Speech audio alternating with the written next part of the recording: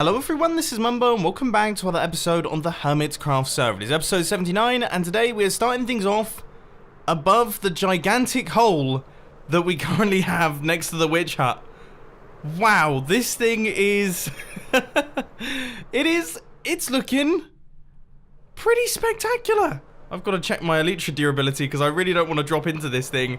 But yeah, it is looking totally ridiculous and it is currently being mined out by just one of these machines. You see, the problem is for anyone who saw my live stream that I did on Sunday, well, we kind of ended quite abruptly in that I disconnected from the server and then was just completely unable to join.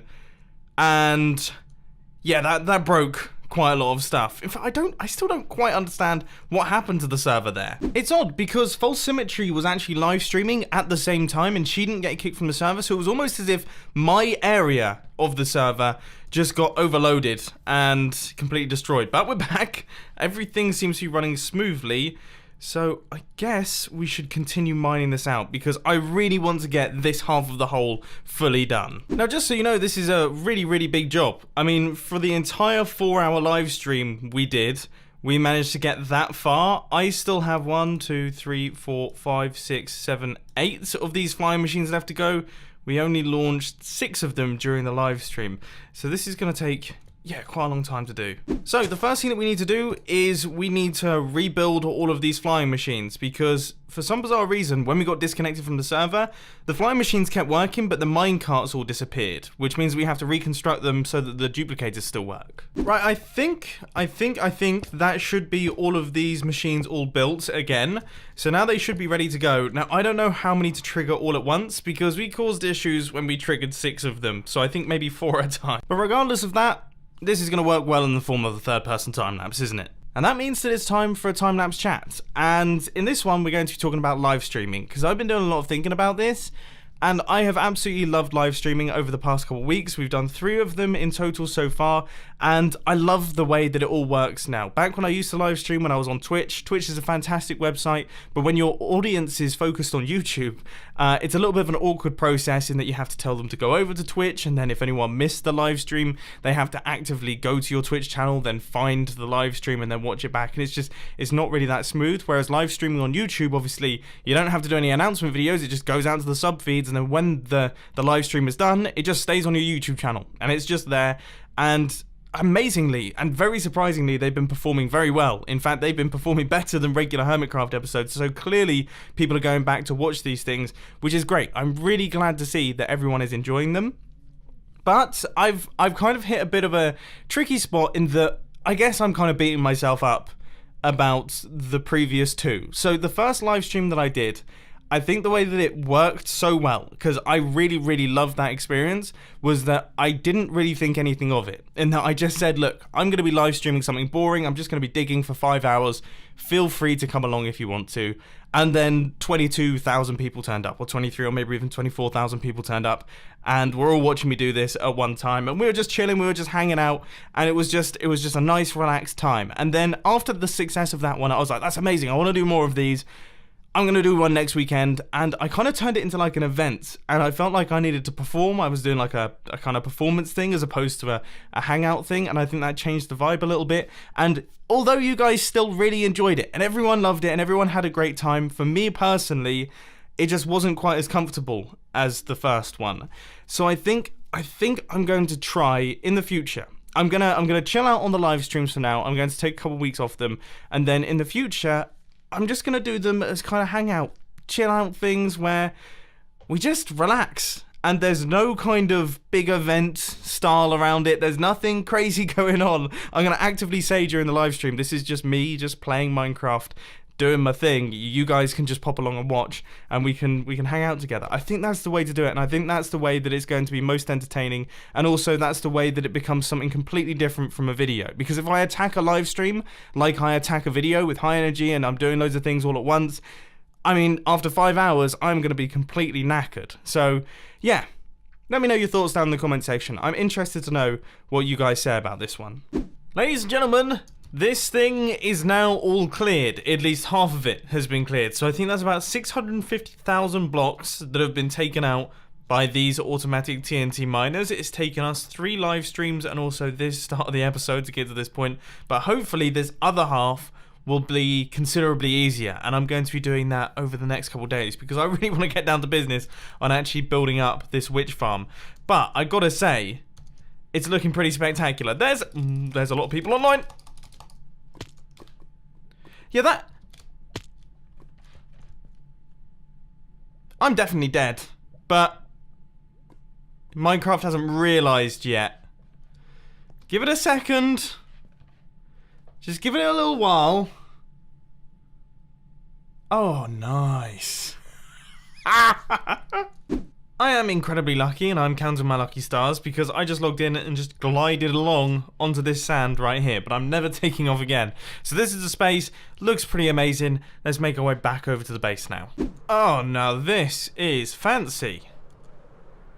Very fancy indeed. This is the Architect train station for the Hermitcraft rail network. Nicely done. So I believe Grian has built this. I don't know who did the tracks. I don't know if Grian also did the tracks, but I love this design. This is very, very pretty. I don't know where they hook up. It looks like he's got to there and then stopped. But this is lovely. Really, really cool. And it makes up... It kind of bonds our 2 bases together. Love this. Absolutely love this. Alright, well... Yeah, will we keep it him? When did he arrive? I have absolutely no idea. Anyway, I'm going to leave these guys to it. I'm going to go AFK overnight, and hopefully we get more where that guy came from. Wow. I fell down the hole. And... I've respawned over here. Which... couldn't be much worse, really. Is there an elytra in here? No, I mean, why would there be? Honestly, why would there be? Oh dear. Guess now I just trek at home. We're doing it old school Minecraft style. I made it. Now let's do some trading. Now in this super fast time-lapse chat, I just want to say a massive thank you to everyone who has checked out the latest film on the filming channel, and a massive thank you for the hugely positive response. It was such a cool experience. For those of you who haven't been following on Twitter and on Instagram, I've been teasing this for a little while. I went out with a 1920s Bentley race car, and we filmed a video for Omelegato watches, which is a brand that I'm actually very passionate about. In fact, Vicky got me one of their watches for my birthday to celebrate me getting my dream Alfa Romeo. It's the Quadrifoglio watch. So those all those things compounded in together mean that I cherish this thing very much. And we worked on a video with them with classic historic Bentleys and this awesome family that have raced them for generations. And it was such a fun experience, and I'm so glad to see that you guys think that the video captured some of the essence of this. And it was a blast. It seriously was a blast. So if you do want to check that out, I'll put a link to it in the description and also on the screen right now, and also be on the end screen at the end of the video if you do want to check it out, because it'll be much appreciated. We put tons of effort into these things, and yeah, I'm glad to see that the effort doesn't go unnoticed. This is fantastic news. We have managed to get ourselves 2 farmers. I wonder, I should probably check out the trades with these guys before I actually put them into the system, because if they're really good farmers, that one's not that good. And I think I've already gone through here. Hey, none of that funny business right now. Okay, we need to move these away from this thing. We don't want any breeding going on. We need to put them into the farm. Both the villagers are now here, but we have to get them into this thing. And I mean, I think something like this could work. This is good fun. I'm enjoying watching this little villager just be shoved upwards. That guy's already in there. Are we at the right height yet? No, I think we've still got a few blocks left to go. Now, I gotta say I'm quite scared for this, because I keep dropping through the floor when I get out of the boats. So I've tried my best to make this as safe as it possibly can be, and hopefully... Yes, okay, this guy has stayed, because otherwise I don't know what I would have done. Nice! This system is actually functioning. This guy is trying his best. I've just given him a bunch of carrots, and I guess he's now in the process of dumping all of his carrots into the system here. But that is a very good sign. Let's just quickly make sure that this is being picked up by the hoppers. which I think are somewhere around about here. Yes, okay, fantastic. Oh, no, no, no, no, no. Oh, no. This dude's got carrots in his inventory. Stop planting carrots! Plant potatoes instead! Is there anything that I can do about this? Yes, I think I might have switched them over. Phew. I tell you what, there is something quite satisfying about watching a villager just gradually planting. This was a really cool feature that they added into the game. When did they do this? Because the villagers haven't always been able to do this sort of thing. I can't remember when it was introduced. I feel like it was maybe 4 or 5 years ago? It might even be longer. Now, because I'm an idiot, I gave this guy all of my potatoes, so I'm going to be doing a lot of watching him. I have to wait for him to plant this entire area before I remove this slab, because otherwise he'll be planting them endlessly here and not actually making any progress. Well, I can't help but notice that this farm is working pretty well. Yeah, things are going well here. So we've got carrots flowing in left, right and centre. We've also got potatoes starting to flow in, and this guy's doing a really good job at the farming. Fantastic. Okay, so now we have to hook up this little hopper system into our item transportation system, which actually shouldn't be too difficult because the little entrance area for it is actually, yeah, right here. So we should be able to shoot the items straight through up into that central section and then shoot them up into storage. Now, does this look cool? I mean, I always quite like seeing the pipelines go around the base, but I am curious to see if it actually suits that area. Yeah, you can't really notice it, to be honest with you. I was expecting that to look a lot bigger than it is. But no, that's nice. As I said, I quite like the pipelines kind of transporting items around my base. I actually like that. So they come out of there, they go up like this, and they go across like that. We need a little bit of water here, and then all of the water in the central section there. And then that's this thing all done. So with that being a huge success, and all of the water now being in place, the only thing that we have to do now is actually create little areas in the storage system for them. So that one's going to be the carrots. So if I go around the back... Is there nothing in these? Okay, yeah, so if I go around the back and chuck those in, then that will make sure that the carrots go in there, and then the next one is going to be the potatoes, but I can't actually reach it right now. And 3, 2, 1, activate. Alright, now we find out if I've actually built this correctly. It looks like I have. So there's a little bit of a backlog. Obviously, it's not going to be quite this full for the entire time. But we need to make sure that they actually make their way into the correct place. I imagine that will all be fine. I think I'm going to make my way over to the actual sorting system. We'll see if they shoot round that. Ah, here they come, here they come. And... in they go. So the carrots and the potatoes are going into the correct place. Finally, we actually have a way of farming these things, and we don't have to buy them from Impulse SV, because most of the sales in iTrader aren't actually going towards trades, they're just going towards me getting my villagers to breed. So now we can actually automate that process. Now, I'll be totally honest, that was all my plans for today's Hermitcraft episode. I mean, I don't know what to do now. So I'm gonna have some lunch and I'll be back in a little bit. Well, I've just been AFK for an hour, so hopefully we should have a decent amount of carrots and potatoes and we can see how efficient these farms actually are. I'm actually kind of nervous about this.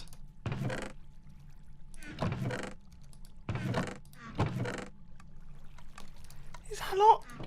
I mean, it's not too bad. I'm not quite understanding why there's less potatoes. Has our guy started planting carrots again? Or do you just get less potatoes? But, oh, I suppose, yeah, the carrot farm was already built way earlier. So I suppose there was probably less potatoes that had fully grown. Those aren't bad rates, though. To get 9 stacks of each thing, I guess, when it's running full speed. I mean, within 1 hour, that's going to do pretty well overnight. Anyway, next up, we're going to be heading back over to our gigantic hole because there's a bunch of projects that we need to do over there. I had totally forgotten how ridiculous this thing looks. There's nothing more satisfying than just a gigantic hole in Minecraft. I don't know what it is about them, but that just looks Yeah, it looks great. Anyway, we have got tons upon tons of redstone up at the top here. Loads and loads of observers, loads of repeaters, comparators, TNT, detector rails, everything. And it's never going to be used again. We don't have to run these flying machines anymore. So I think it would probably be a good idea to actually take out some of this stuff and kind of tear down all of the scaffolding around this thing. This is definitely risky business because, I mean, gradually I'm making my way over the top of lava pools and things like that. And I'm just hoping that my thumb holds nicely on shift, because otherwise we're going to run into some problems. Actually removing these things has made it look a lot cooler as well, and also in the dark with the lava. I'm keeping the lava, by the way, that's staying, because it just makes it look so evil. And with these last two little scaffolding pillars right here, that is all of the blocks removed from this side as well. So this thing is now completely clear of all of the redstone devices and things like that. You would not be able to tell that I've actually used them for this build. Is this? Okay, that's just a big long wall. I don't know why that's there. I'm assuming that was Grian or someone. I'm not 100% certain. Maybe Joe Hills when they were helping me out during the live stream.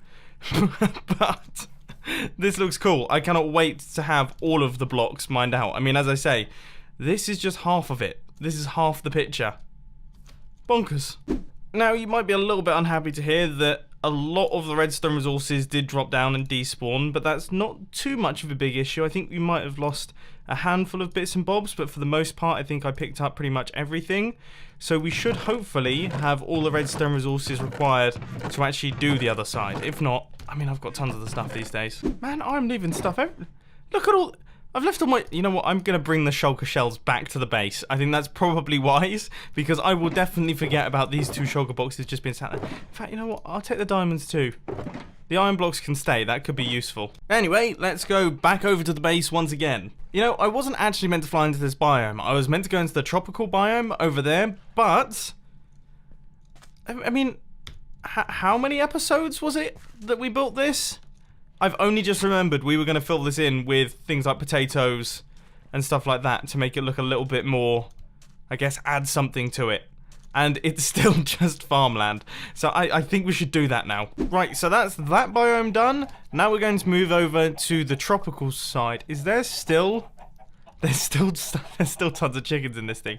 I did deactivate the redstone, yeah. I was just making sure in case my base was just gradually still being flooded. But anyway, over on the tropical side, this was actually pointed out to me during my live stream that I did the other day. I had always planned on turning it into like a coral area, but I could just never pull it off. And I think now, after maybe 40 episodes, I think I might just take out this little coral reef right here and bring it back to normal. Maybe do a little bit of terraforming, add some extra bits in the center here to make it look a little bit less boring. But yeah, this horrible stuff needs to go.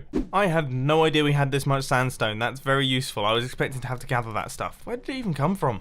This looks about 50 times better. I don't understand why it took me so long to just kind of admit defeat on this sort of thing. I mean, sometimes I just get, you know, I just think I can power through it. But I actually much prefer it without anything. I quite like the idea of this little tropical lagoon. We need to get some fish. We 100% need to get some fish. Give me a second. And you there. Getting my bucket? No. Oh, there we go. We got him. I just thought, do the fish despawn? Or because they're placed by a bucket, do they not despawn? Hang on, I'm going to give this a test. So I just flew about 600 blocks away, unloading these chunks completely, and the fish are definitely still there. So, alright, let's grab a bunch of them then. If it's not obvious, I've never caught fish before in Minecraft. This is a new thing for me. I have put 2 full inventories of fish into that pool, and it still looks a bit empty. I mean, look, they're just kind of bunching up by the blocks. Oh well, I mean, we have got it. We have got fish in our pond right here. Maybe at some point in the future, we'll have to just dedicate serious amounts of time and just fill up the entire thing with fish from all different places, because also I've only got cod in there at this point in time.